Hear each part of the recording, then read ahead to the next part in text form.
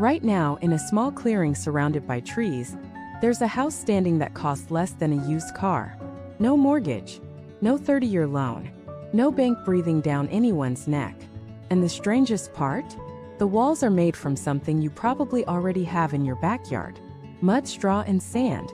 By the end of this video, you'll understand why people are quietly walking away from six-figure homes and building this instead. Here's the question nobody in real estate wants you to ask. Why does a house need to cost $300,000 in the first place? Wood, glass, and a roof haven't changed much in 100 years. But somewhere along the way, homeownership turned into something only a lucky few could afford. There's a building method that skips almost all of that. And it's not new. It's actually one of the oldest ways humans have ever built shelter. Stick around because the details get stranger from here. I want to introduce you to a builder I'll call Sarah. Her story is fairly typical of what's happening inside small natural building communities right now. In a quiet valley in Oregon, she stood in front of a bank loan officer, staring at a mortgage offer that would follow her for the next 30 years. She didn't sign it. Instead, she went home, looked up something called Cob building, and spent the next 4 months mixing dirt from her own land with straw and water. No power tools, no construction crew, just her hands, a few friends on weekends, and patience. She learned the technique from free videos and one worn-out library book on natural building. There was no bank timeline pushing her, no rush schedule, just steady weekend progress until the walls slowly closed in around her. When she finished, she had a 2-bedroom home with thick, curved walls that stayed cool in summer and warm in winter. Total cost? Just under $9,000. Stories like hers aren't rare anymore. They're becoming a quiet movement, spreading from Oregon to Wales to rural Mexico, one small house at a time. Here's the reality most people are living with right now. In many parts of the world, average home prices have climbed faster than wages for over 2 decades. Renters are spending more than a third of their income just to keep a roof over their heads. Young families are delaying homeownership by 10, sometimes 15 years. And even when someone does qualify for a mortgage, they're often locked into decades of debt before they've even finished furnishing the place. In some cities, a starter home now costs more than 8 times the average yearly salary, a gap that would have been almost unthinkable just 2 generations ago. The traditional path to owning a home, save money, get a loan, build with lumber and concrete, has quietly become out of reach for millions of people. That's not a personal failure. That's a system built around materials and financing that were never designed with affordability in mind. And the effects go beyond just money. Families are staying in unstable housing longer. Young adults are moving back in with parents at record rates. Mental health researchers have even linked housing insecurity to rising stress and anxiety. Because a home isn't just shelter, it's stability. When that stability feels out of reach, people start making harder choices. Staying in jobs they hate just for the paycheck, delaying starting a family, or giving up on the idea of owning land altogether. The housing crisis isn't just an economic story. It's quietly shaping how an entire generation plans their future. This is exactly where Cob building steps in. Cob is a mixture of subsoil, straw, and water, packed by hand into thick, load-bearing walls. No cement trucks, no steel frames, no permits for heavy machinery. In most rural areas, the materials are often free, dug directly from the building site itself. And because Cob walls can be 2 to 3 feet thick, they naturally regulate temperature, keeping homes cool in summer heat and warm through freezing winters, without relying much on electricity. Builders in England have Cob homes still standing after 500 years. In parts of Africa and the Middle East, similar earth-building techniques go back even further. Modern natural builders have even started blending in small upgrades, like radiant floor tubing or simple rainwater catchment systems, proving Cob isn't stuck in the past, it's adapting right alongside it.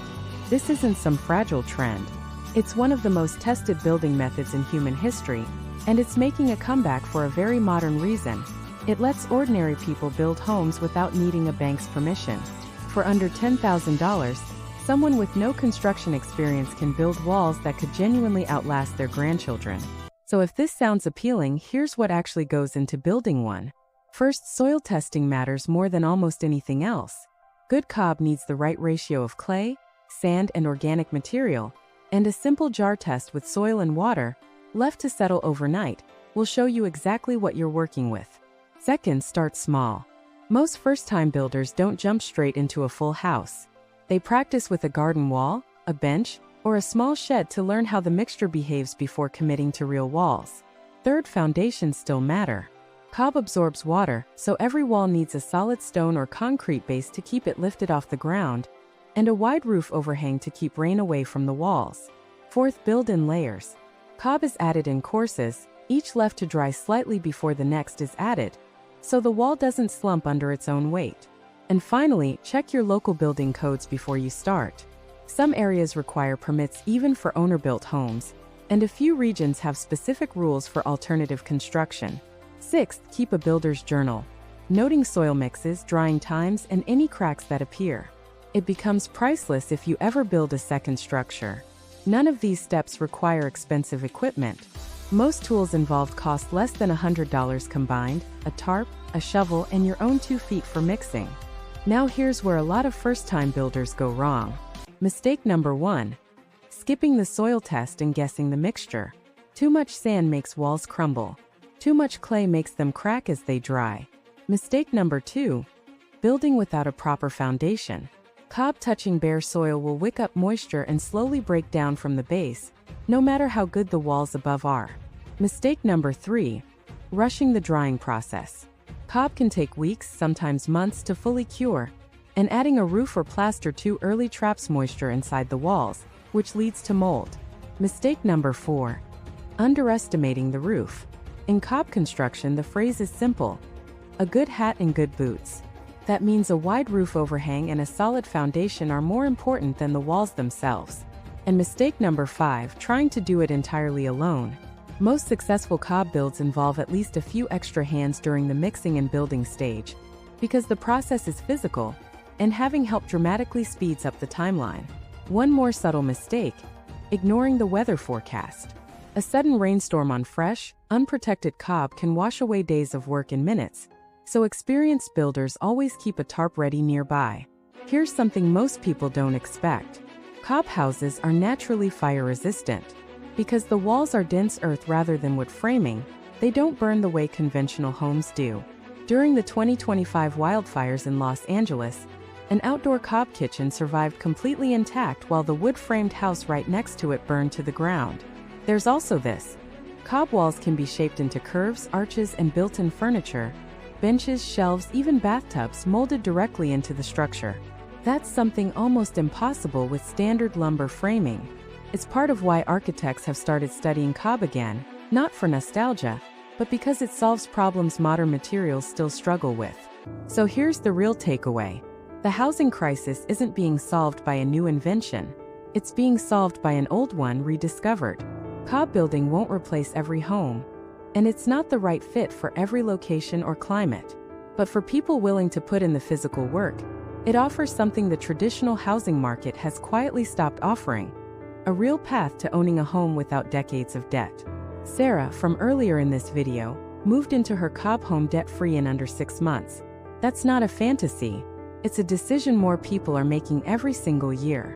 If this opened your eyes to a different way of thinking about home ownership, subscribe, because we're covering more affordable and sustainable building methods just like this one every week. Drop a comment and let us know. Would you ever consider building your own home by hand?